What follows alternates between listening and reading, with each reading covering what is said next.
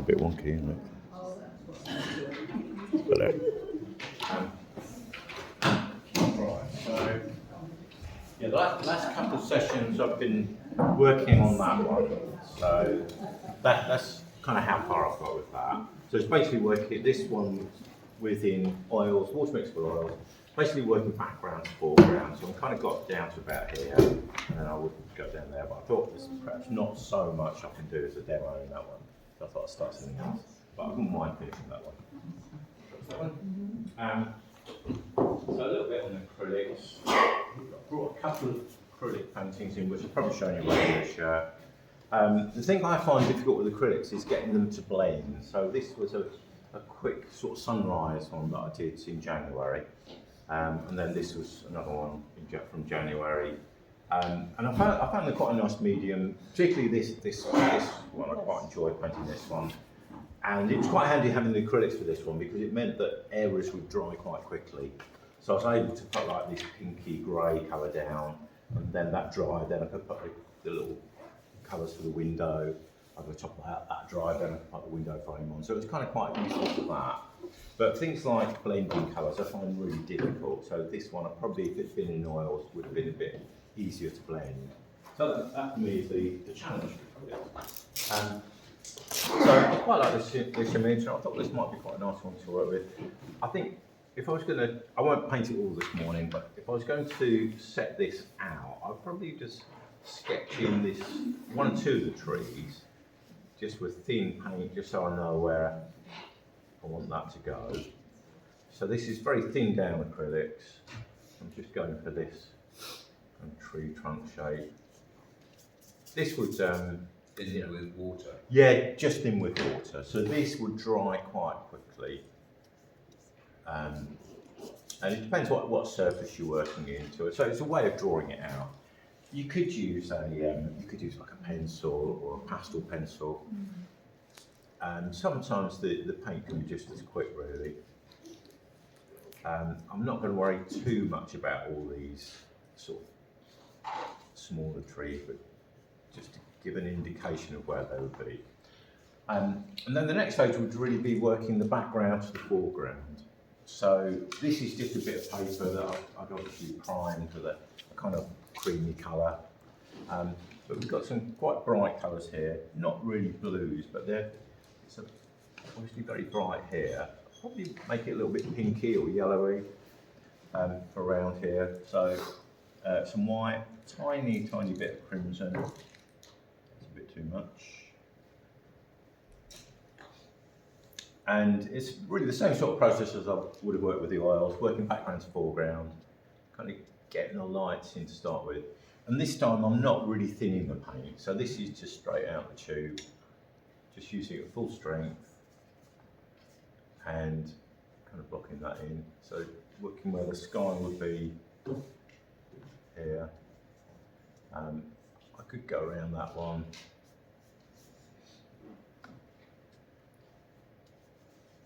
But some of these, this will dry quite, pretty quickly. So I can very quickly paint the other trees over the top of that.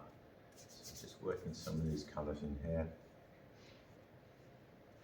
And really just using a reasonable sized brush.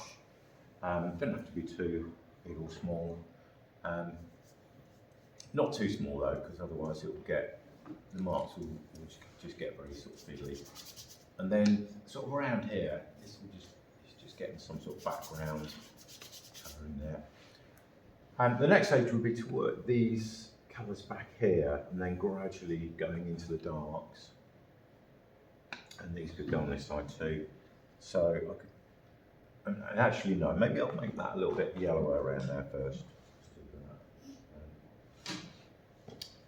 Run out of, get myself some kitchen roll. So yeah, just water that a little bit around there, just so we get the sense of the sun sort of radiating out. So a little bit of yellow there, and then a little bit of pure white just in the middle. So that can just go a little bit brighter. So it's quite important to have those sort of just very slight contrasts. There's a little bit of difference between here and here.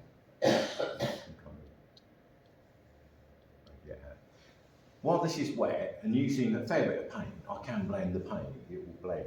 But if I make it too thin, it will dry so quickly that there won't be an opportunity to blend.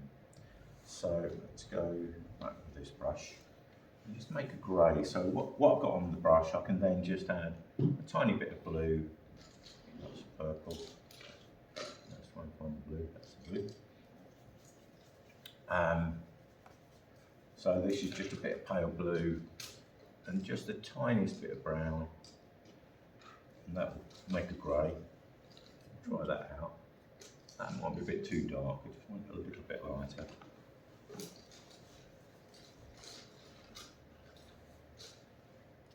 Yeah, it's something like that. So back here it's very, very pale. Pop that in there. And I'll have a little bit this side as well, although the image disappears there and a tiny bit there. So this would be like trees in the background. Again, this is still wet, so I can just soften my marks out into there. And then gradually moving over and getting darker and a little bit browner. So just adding some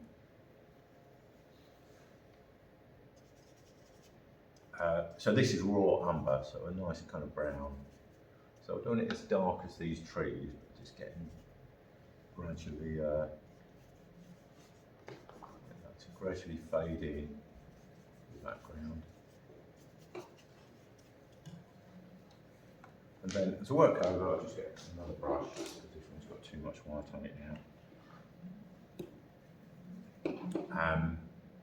I've really just used some raw umber so far, so that will work into there.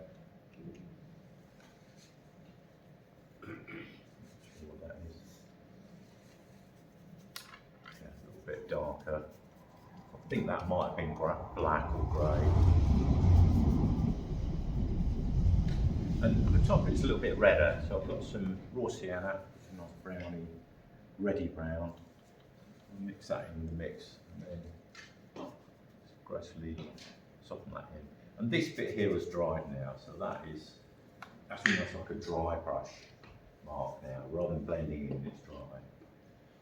The only way now I could get that to look a little bit softer is probably using a bit of acrylic medium, so that can be quite good. So sometimes I'll just paint a little bit of this on.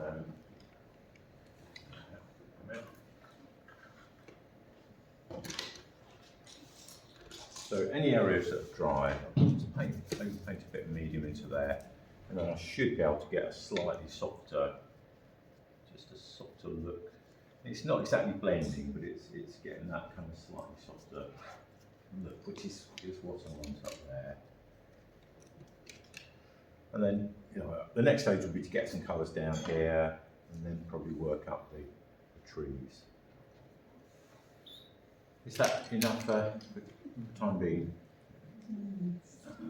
So something like that, you can probably paint, if you wanted, you could probably paint quite quickly.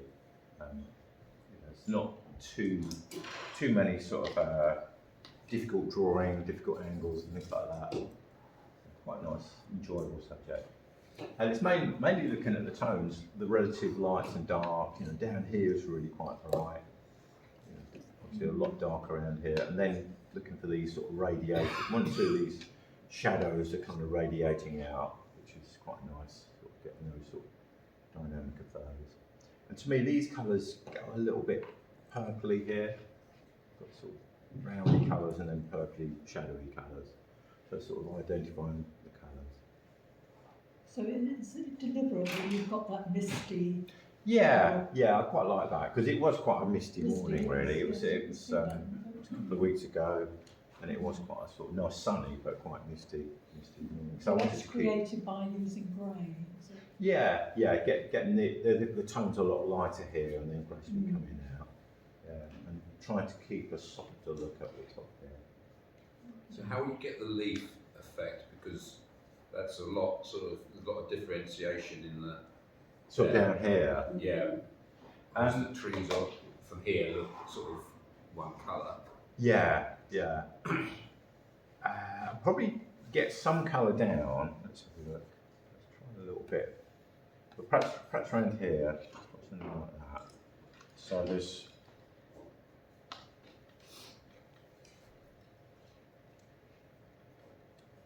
browns. So I'll probably work some colours in like that. So I get sort of a background colour in. I'll soften that in a little bit so it's not such a hard edge. To there. Sometimes not having too solid brushwork helps. So like doing that sort of scrambling, and then I could then perhaps put some slightly darker colours into that. So I'm adding a little bit of the bluey colours, and just kind of making a few marks in different directions. So what I try and do is suggest textures and that sort of thing. So perhaps some darks like that.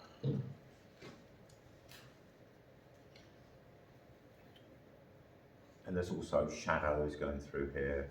So that could be perhaps one of the shadows, just a little bit darker. And then some lights. There are some slightly lighter bits, so I'll just add a bit of the lighter colour and tone in. So don't get too different. Something like that, just something that kind of breaks up the texture. And then finally there's one or two dots and dashes that are a little bit brighter. So I just want to try and mix a lighter tone without getting it too light. So it might be just a few touches like that, or maybe a smaller brush for that.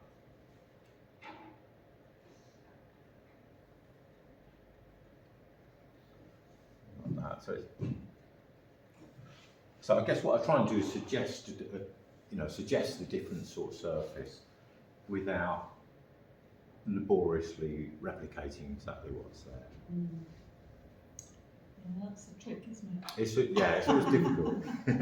Yeah, it's always a difficult one. Yeah, there are different things you can do. Like if you're working on cameras, like this is on a slightly textured surface, so you can do things like kind of drag the paint and get these little broken brushwork like that. You can see that from there. So that's a way almost of suggesting different textures and overlaying different brush marks, lighter marks, darker marks. But this is quite smooth, so it's not. I haven't got a texture there already that I can pick up.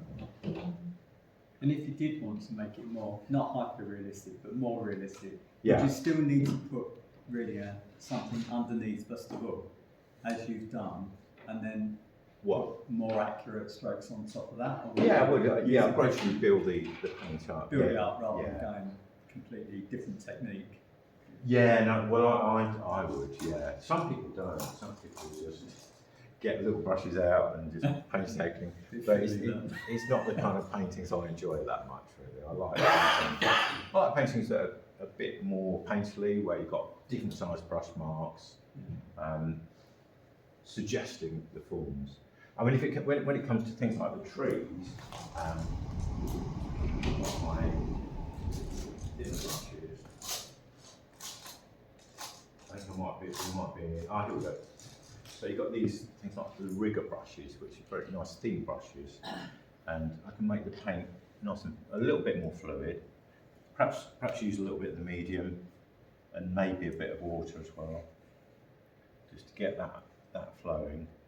But if it was working up some of these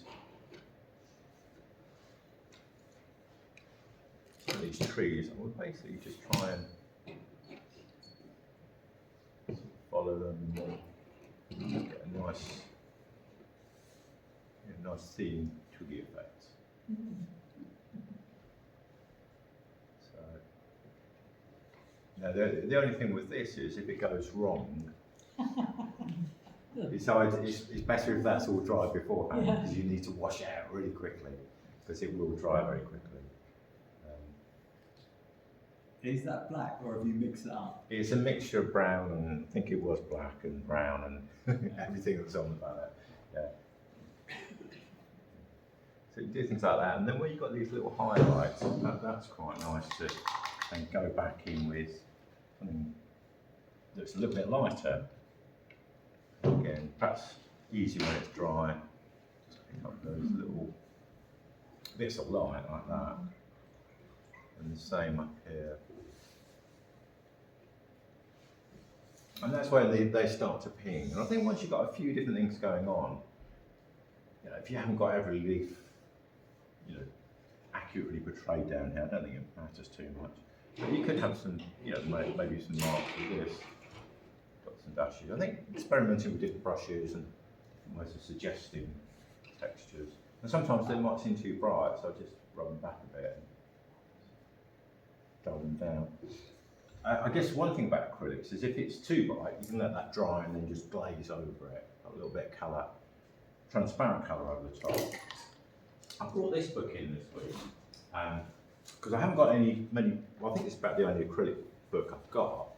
And this chap, I quite like his work. They're quite impressionistic, but he was somebody that painted all his paintings in acrylics, and he used like thin glazes. So he'd let a layer dry, and then use some medium, quite thin paint over the top, and keep building up the texture that way. And that's a way you can get these sort of blended, softer looks with acrylics. Otherwise, it can be very harsh, strong marks. So that's one way you can use acrylics. But I think, yeah, he used them to good effect. And again, if you look carefully, some areas are very, very transparent. You can just see people almost like just sketched in with quite transparent paint, and you can see some of the board coming through. But it can make it more evocative. Is that enough? Okay. Yeah, thanks. Okay, good.